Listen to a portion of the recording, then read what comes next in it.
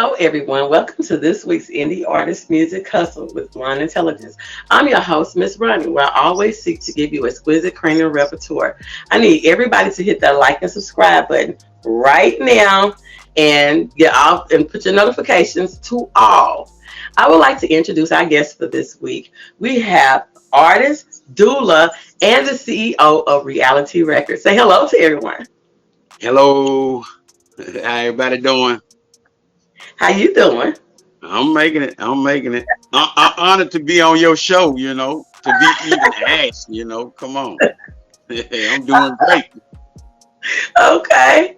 Well, what we're going to do is we're going to start off with letting you take over and tell everybody a little bit about yourself. All right. Well, I'm Dula. I'm an artist and producer. My genre, I had to name it myself. It's called Krunktry. It's a gumbo of sounds that incorporate, a little hip hop with country based music. Okay. And that twang from down south, I would say throughout the Delta and everything, South Texas or whatever. And I'm based out of Memphis, Tennessee now. I've been doing this for a while. Most recently, it was an honor for me to participate in the Black Rodeo here in Tunica, Mississippi. I just performed at that. Me and the Tennessee Queens, the young ladies and young men that dance behind me. But it was one of the first of its kind in the area because they never had that there at that arena, and I kind of was part of history, so it was like a good thing for me. But other than that, man, it's really hard for me to talk a whole lot about myself. Folk had to kind of check me out or whatever, but for the most part, I'm just a regular old guy, man, just trying to make some good sounds and maybe put the medicine in the orange juice in my music. Right. Okay. So tell me, how long have you been in the music industry? Oh man, all my life it seemed like just all my life. I man, you know what? I need to go get my records and try to find out how long I've been doing this because everybody asks me that question. Because I really don't know. It's been a long ride and it just don't become a part of my life. You know what I'm saying? You go through the phases where you be like ready to give up and stuff like that, but some kind of way the spirit and I would say the good Lord who just keep putting the avenues in front of you so you keep going and going. Next thing you know, you got 20 years in the game. You know what I'm saying? So uh, I would say 20 plus. 20 plus to answer Okay. your question. Now, you gave me the name of your genre. What is it again? Crunk tree, not Crunk. country. You crunk, you get crunk. You know how you get crunk? Mhm. Crunk tree. You know. Okay, so tell me this.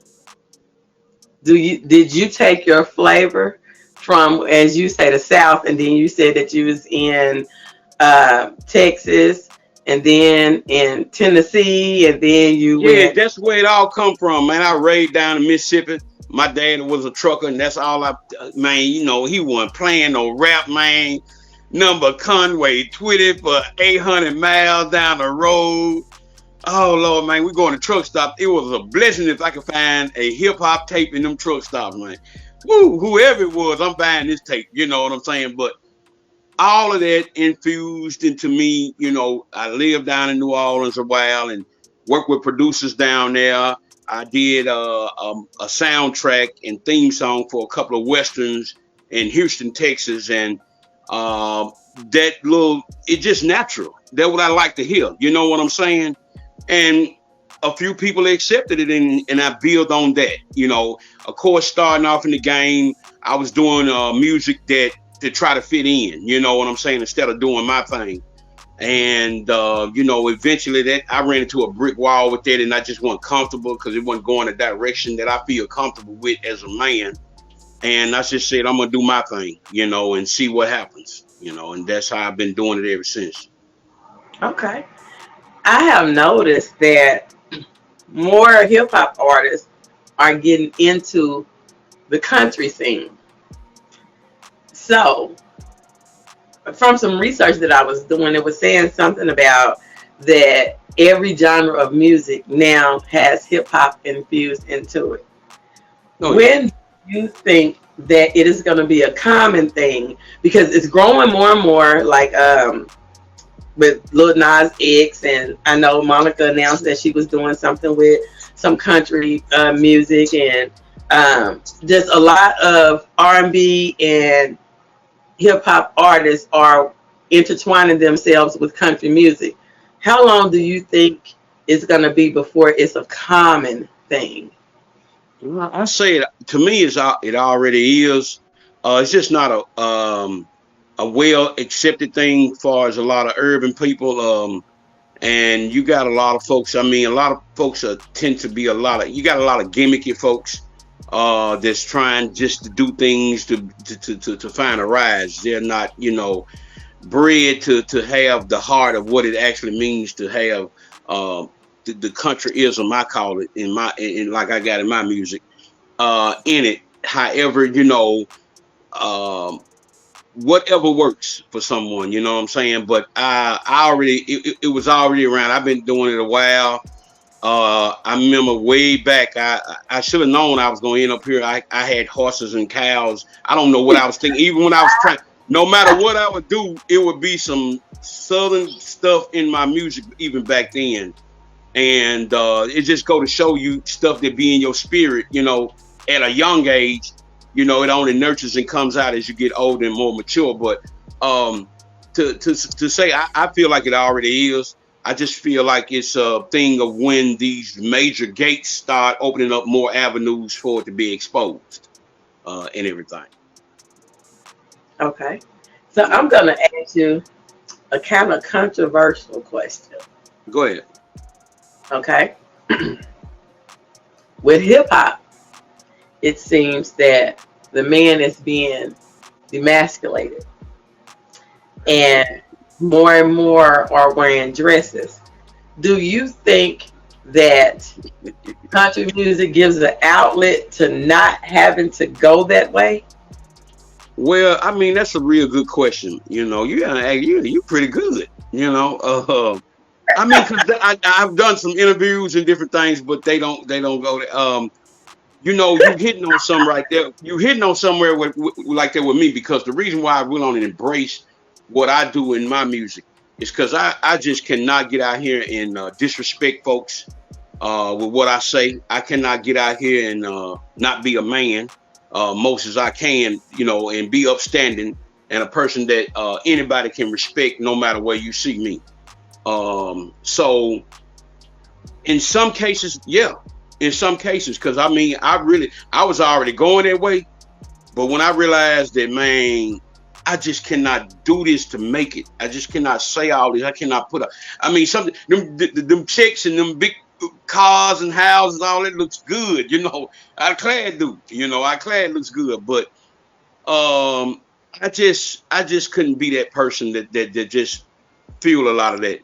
For the most part, a lot of people that don't want to participate in the rigmarole and a lot of I would say, what's being projected, unfortunately, a lot of looking for avenues out in a way to still do their music and still do what they love, and find avenues that don't necessarily where they have to demean themselves so much. It's all entertainment, but me being a person who puts a lot of, I would say, substance in some of his songs, I couldn't say that I would be willing to do certain things. If I was just an artist that just made songs, that was cool, but I kind of talk about what I know about and seen and try to offer some hope in some of them songs, Mm-hmm. Okay.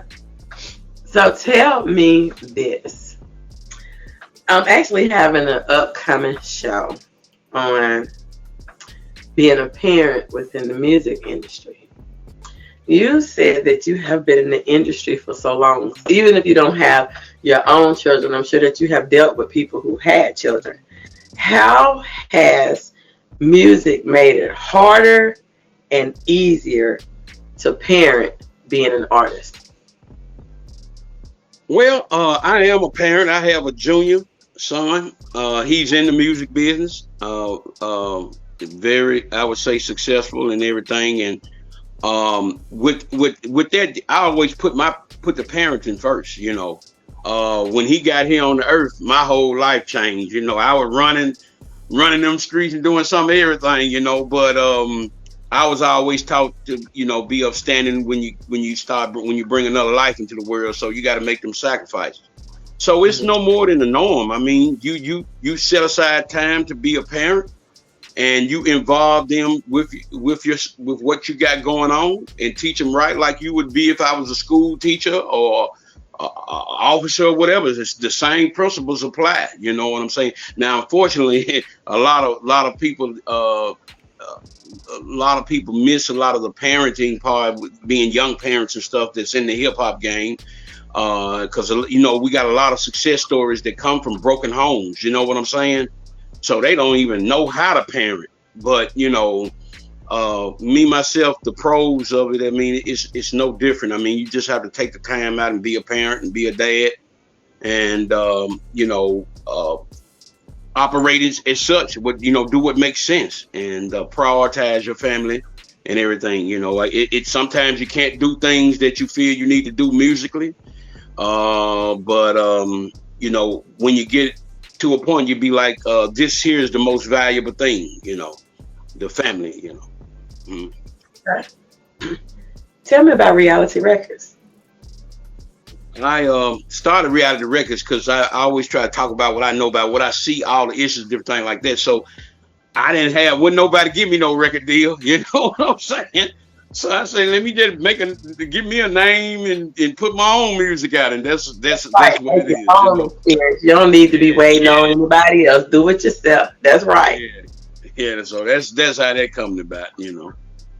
Well, how did you come up with the I name? put out a few folks singles and different projects. I partnered with a couple of movies. The Shannon Street Massacre movie that was shot about the massacre here in Memphis. I partnered with the label, and I do things like that, and I produce theme music for different shows and stuff like that through the label. But for the most part, I started the label because I didn't have a label. Nobody let me get on no label. Uh, for a while. Mhm. Okay. You mentioned that your son was also in the music industry. Do you think, with you being in the music industry so long, that you was able to steer him away from the things that could be detrimental to his career, or you was more of, I can tell you, but you have to make your own decisions as a man? Well, I was instrumental in that. He was around me. He hung in the studios from when he was in a car seat. And but I did real life with him, and I'm really proud of him. And at the same time, you get them up to a point where they know how, they got that good common sense. They know how to analyze and look at things from different angles, the pros and cons. But ultimately, yes, I told him, you your man, and you got to make the decision because you got to live with it, regardless of me even telling you that, telling you what I think is best, because I want the best outcome for you. But it's always good to allow them to make their decisions, and then it turn out to be good because they learn the right way, and that way they can feel comfortable and see the growth in themselves, and they can fly on their own. So that was our whole thing here as parents with him. Getting him well. I kept a lot of the bull crap. From I told him what to look for, so he was able to hop over a lot of that. A lot of that, and that's the roles that I played with the information and different things. But yeah, with that, it's just a good thing to see him fly on his own. Like he's doing with the discipline he has in different areas. But like I say, it's all in the time you take with them and stuff like that, and what you put to them. Okay. So tell me, how many artists do you have on your record label? One right now, this is me. One, Okay. I do situations where artists will come to me and they want an outlet, and I produce their music and different things like that. But I ain't just out here pulling on any and everybody. It's very few folks that I would say in the artist game. I don't know if you know Nitty Gritty. Uh, I'm the one. I've been a stepping stone for a lot of artists in different areas. He's a racking horse. He makes a lot of music. similar to mine. You can tell because I produced most of it. The songs that Big Three Up, One Down, the one that got the awards and all that stuff, and the Big Guns up there in Nashville. I produced that, and it came out with my label. However, he had a tie-in to another situation that took it further. You know what I'm saying? Mhm. So that's how I kind of do because I want to make sure I'm equipped to really be able to offer artists a full spectrum of what they may need before taking them on. I want to be able to give them my all, and everything. But I'm always, if it's a way I can partner with you, then I'll do some different things and stuff like that. You know that I Okay. can do. But other than that, right now I'm concentrating. I just released Black Molasses, my EP. I put my foot off in that thing, and yeah, man, you got to go check that out. Black Molasses by Oh, Dula. yeah.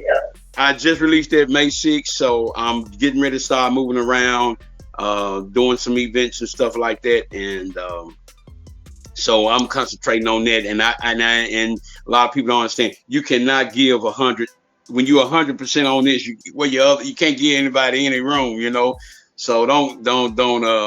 I would say tie people into something that you can't give them the full capacity. So I'm waiting till I get a few more out of myself and different things like that. Then I'll probably sit back and find somebody I really feel high spirited about and just throw my all behind them if the doors open up that way. Mhm. Okay. So tell me this. With you having a cross between country music, crunk music, and hip hop music, what do you think fuels the hateration in hip hop? Because from different people Ooh, you finna go there. that, You yeah, finna from go there. different people I that ask, I even thought, from all over the globe, it seems universal man, that a hate within hip hop. Dude, what is your take on man, you opening up a can now, man. I just don't get it. If I had an answer, if I had a real answer, um, unfortunately, man, people benefited. It's a lot of money fueled into that behavior. And money is a hard thing to resist when you ain't had none or you don't know the aspects, man, and you live in life and you hurting and all you gotta do is say some things and you can get you $1 million, you know. And I just think it's the real reason I have a problem with it is because that it actually happens in the real world, especially within the black folks, and entertainment is entertainment. We watch movies all day, folk getting killed, shot up, blah blah blah, and we tend to look at it as entertainment. And music, unfortunately, our music is so influential.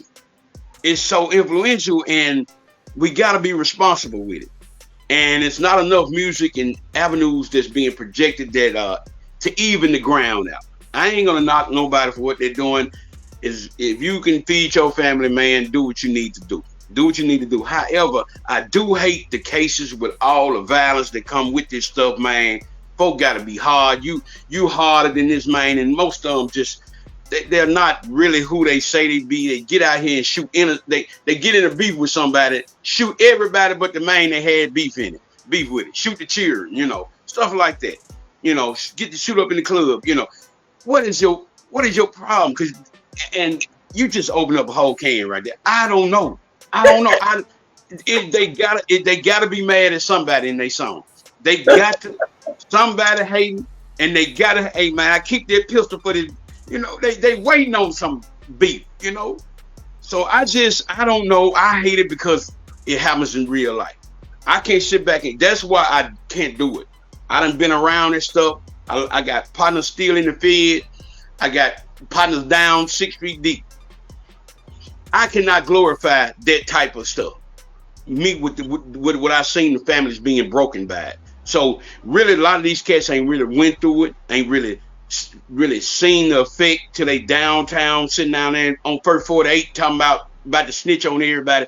That's when they start getting real, when they finna do their life, when they judge, then it get real to them. But that? I don't know. I wish it could even out. I'm not gonna knock the entertainment part of it. I mean, cause it's fun. They young-minded people, but man, what trends is the negative aspect, I guess, of in the music. I don't understand it. I mean, they Willie Hutch and them. I know I ain't even come up then. They were before my time, but they was singing about love and different things like that, and raising up the first generation of hip hop was all about empowering and different things like that. But like everything else, man, they can slip some poison in, and you ain't gonna fake on that to answer that. I don't knock the entertainment part of it, man, because I mean, people enjoy it, but I just hate that, it's just so much of it. Just that's what you got to do. Is just that every other song on the hip hop charts. I mean, that's what it's about. It's just I don't give a damn. You know what I'm saying? Whoever and whatever. But that's just my personal opinion. People have to do what they have to do out here in this world, and to make it and feed their families. So I would never say what I wouldn't be willing to do if it came down to where it wasn't nothing to happen to take care of mine. You know what I'm saying? But as long as I got the wheel, I would try my best to do it decent as possible. You know what I'm saying? If I can, Okay. Tell me about social media. Being on it, who me? I am not the social media guru, but I just get on. I'm doing this. Y'all check me out. I ain't the social media. I work with the social gourmet, Amber in Nashville. She's bringing a whole nother based intelligence to help my butt. You know what I'm saying? With this and stuff, because I'm horrible. I'm horrible, but I do what I can on there. And different things. But she's the one that handles pushing and different things when she can. But other than that, I'm totally responsible for myself. So if you see whack posts or whatever, that's Dula trying to promote. So tell me, how important do you think that social media has become to an artist since COVID? Because before you could post something on Facebook or somewhere and you might get a whole lot of views just like that, because it's just automatically circulates. Now with the being pushed more towards paid promotion in order to get everything out, how important do you think social media is to the actual artist now since COVID? Oh, it's very important. I mean, social media is the wave of the future for promoting and working a record. I mean, almost anything else is obsolete. But however, there's still rams like myself that's more down home, where you tend to have a home hand to hand type of relationship with a lot of fans and supporters that is always there. But definitely, I still have to use these platforms because I'm not in every state and all over the world. So it creates a worldwide, international, and I mean worldwide avenue to reach a lot of people with your craft. So it's very important, to artists now. Okay. Well, I thank you for coming. I want you to tell everybody your latest project. I heard you say that it dropped on May 6th. Black Molasses. Molasses.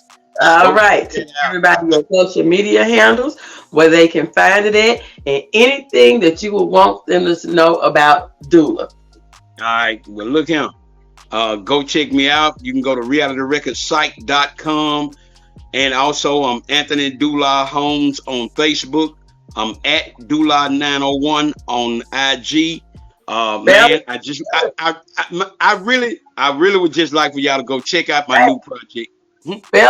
Spell it. With my name? For your handle. For your handle.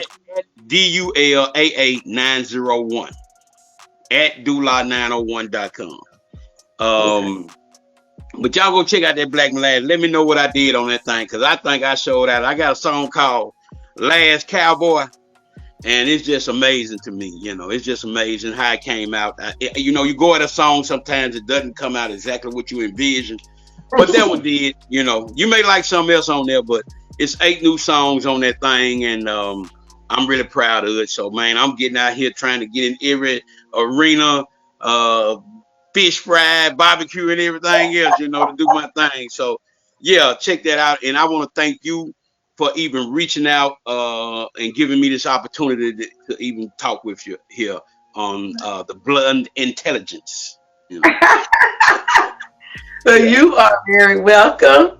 And everybody, you can stream all his music on all streaming platforms. It came out May 6th. It is called Black Molasses. You get a little bit of country, crunk, and hip hop. And it's called again. Black Molasses. No, Krunktry. Oh, Krunktry. you're The right. King of Krunktry. King of Krunktry. Yes. And don't forget you can find us on all podcasting platforms. You can now find us on Spotify podcasting video. You can find us on YouTube. And if you need to submit your music to be reviewed with a chance to be on the show, you can submit to Blind Intelligence or Indie Artist Music Hustle on Share to Pros. Bye. Bye. Thank you. You're welcome.